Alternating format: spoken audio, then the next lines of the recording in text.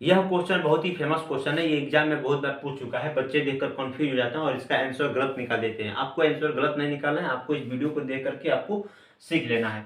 जैसे कि मान लीजिए कि यहाँ पे 3 प्रतिरोध है, इसको मान लेते हैं R1, इसको मान लेते हैं R2 और इसको मान लेते हैं R3।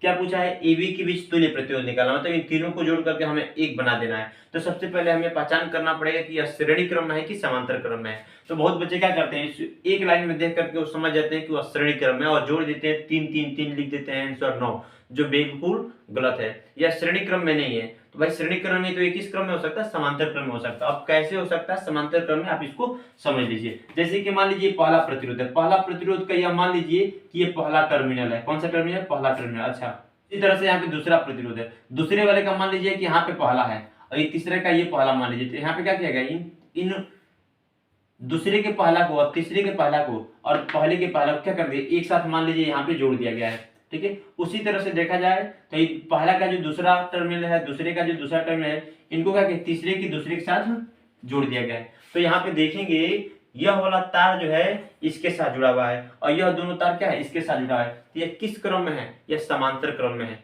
किस क्रम में है? समांतर क्रम में। तो ये तीनों ही प्रतिरोध किस क्रम में जुड़े हुए हैं? तो इस तरह से जुड़े हैं समांतर क्रम में। इन तीनों का जो पहला टर्मिनल है एक जगह पे और जो दूसरा टर्मिनल है एक जगह पे जुड़े हुए हैं तार की सहायता से। तो ये समांतर क्रम में हो गया, 3 ओम 3 ओम 3 ओम। तो जब क्या करेंगे, जब इनको जोड़ेंगे 1/R बराबर 1/R1 plus 1/R1 plus R2 plus 1/R3, 1/3 plus 1/3 plus 1/, जब 3 जोड़ेंगे तो ये हो जाएगा 3/3 और जब काटेंगे तो 1 मिलेगा। क्या मिलेगा? 1 मिलेगा।